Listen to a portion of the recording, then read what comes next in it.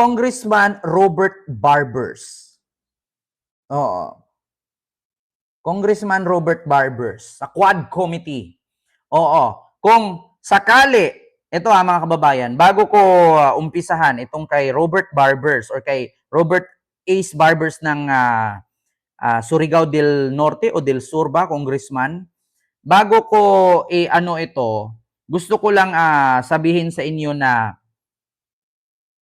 kung sakali ang ICC mangangailangan ng another na evidence laban kay Digong, pwede ba na makipag-cooperate ang Quadcom? Kasi ang Quadcom doon si Digong nila inano, 'di ba?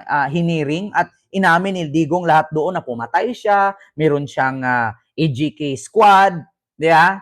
Pero ang sabi naman ni Congressman Barbers ay hindi nila kailangan makipag-cooperate at public naman itong naka-play habang hinihiring. So, nasi-share na yan sa public, pwede namang kunin yung mga sinasabi ni Duterte doon sa Quad Committee hearing. 'Di ba? Kung paano ni Duterte pag-insultuhin yung mga congressman doon at sabihin niyang, piskal ako, mayor ako, presidente na ako, wala kayong mga prinsipyo. Dati, nung hindi pa kayo congressman, ang relo ninyo, siko, nung nanalo, Rolex, napunta kayo sa Malacanang, ang sasakyan Camaraw, paglabas ninyo, Mercedes-Benz, tignan ninyo ang mga bahay ng mga congressman sa Manila, dati apartment, ngayon mansyon. Pag ako bumalik, paghuhulihin ko kayo, wala kayong prinsipyo. Totoo yan. Naka-live yan. Memorize ko pa nga eh. Diba? Pakinggan natin kung handa ba ang Quad Committee hearing makipag-coordinate sa ICC kung sakaling kailangan ng ICC ng ebidensya laban kay Digong. Pakinggan natin. Tumanggi ang 4 House panels na makipagtulungan sa International Criminal Court kaugnay ng kanilang mga isinasagawang pagdinig tungkol sa umano'y extrajudicial killings sa panahon ng dating Pangulong Rodrigo Duterte. Ayon kay House Quadruple Committee Overall Chairperson Representative Robert Ace Barbers, hindi miyembro ng ICC ang Pilipinas, kaya wala ng dahilan para magbigay sila ng impormasyon sa mga ito. Dagdag pa niya, maaaring makipag-ugnayan ng ICC sa DOJ kung kinakailangan dahil pampubliko naman ang mga record ng kanilang pagdinig. So naka-public naman yung hearing, so pwede kayong kumuha. Pwedeng kumuha si Senador Laila de Lima doon, yung mga biktima sa AGK, yung mga si Senador Antonio Trillanes, pwede siyang kumuha doon sa hearing ng Quadcom kasi naka-public naman yun habang nag-hearing. So hindi na nila kailangan pa na mag-present ng evidence kasi ando na, pwede naman kumuha sila doon. Kasi naka-public naman, sabi ng Quadcom. At kung gusto man ng ICC makipag-cooperate, punta sila sa Department of Justice. Pero, mga kababayan, bukod doon, hindi makipag-coordinate or cooperate ang Quadcom sa ICC kasi hindi na tayo miyembro ng ICC. Pero, willing ang Congress na sumanib muli sa ICC.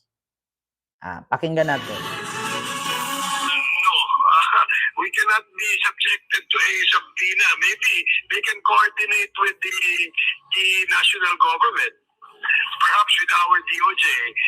Kasi all these records are already public because these are all recorded in all the social media platforms. Diba? So, klarong-klaro mga kababayan at take note, naka-public yung hearing na yun ha. Maraming nakakapanood. Kaya, sa totoo lang mga kababayan, para sa akin, siguro na ano na ni Senador Antonio Trillanes yan, nasi-save na nila yan. Oo, yun ang katotohanan. Completos Ricados, save na yan. Public naman yung hearing na yun eh, kung ano pinagsasabi ni Digong. Alam mo, ma'am, hindi po pwede. Alam nyo ba, labag sa batas yan, na kung meron ka mang pera, bawal pakialaman ang pera mo kung pera mo yan. Kay private yan. Wala kang alam. Di ba? Ginaganon niya yan. Tapos sabi ni Attorney Luistro, so Mr. Chair, kaya mo ba yung sarili mo? You can be your lawyer of yourself. Sabi niya, okay lang ma'am, kaya ko yan. I can handle myself. Diba? Sabi ni Digong yan. sa Quad Committee hearing. Wala akong pera. Oo. Wala akong pera. Mahal ang pamasahe sa eroplano kaya nahirapan na akong pumunta dito kay umasa lang ako sa aking pensyon, sa aking retirement pay. Wala akong pera. Pero nung nandun na si Senador Antonio Trillanes at hiniling na, Mr. Diggs, baka naman pwede mong i-present ang BPI account mo at pumirma ka ng waiver na ulangkatin ng Quad Committee hearing ang account mo. Sabi niya, sige, Your Honor, pwede kong pirmahan yung waiver na yan, pero sampalin ko muna siya. Sabi naman ni Senador Antonio Trillanes, sampalin mo ko. Sabi niya, lo. Kita niyo? Lo. Yun. Diba? Yun yung sabi ni Digong, wala kang alam. Tapos sabi niya kay Senador Antonio Trillanes, do you think I can't accumulate even 5 billion? Asawa ko negosyante, may negosyo yan. Ako sa loob ng ilang taong paninilbihan sa politiko, do you think I can't accumulate even 5 billion? So, ibig sabihin, meron nga talaga siyang 5 billion. Kabisado ko yan. Pinanood ko yan eh. Do you think I can't accumulate even 5 billion? Lo. Gusto nyo makita? Ipakita natin dito. Mga kababayan.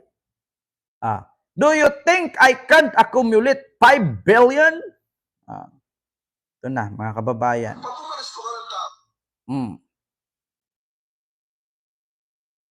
Ito Naku, mga kababayan. Matatawa kayo dito. Lahat ng sinasabi ko, totoo. Anong kapalit, sir? Anong kapalit, sir? Hindi, sampalin ko siya sa publiko.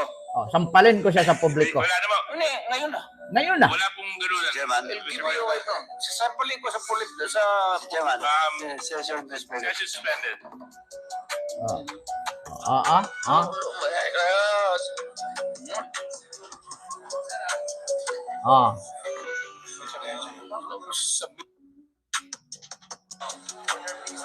Sampalin ko siya. Publiko. Lo, esos. Lo, esos. Lo, esos. Lo. Anong kapalit, sir? Anong kapalit, sir? Anong kapalit, sir? Sampalin ko siya Sampalin ko siya sa publiko. sa publiko.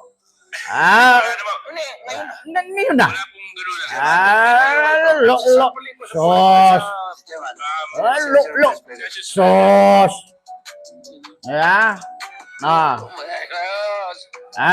Sos. Lo. Sos. Ano? Mga DDS.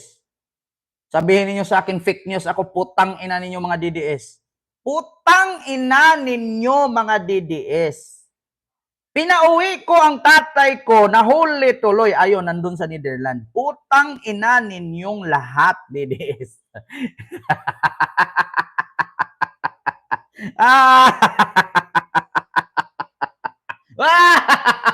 Nakulong. Napagod ka, karali. Nakulong. Utang ina ninyong lahat, DDS. Nakulong. Iyak. Yeah? Iyak. Yeah? Lo, sos. Lo, sos.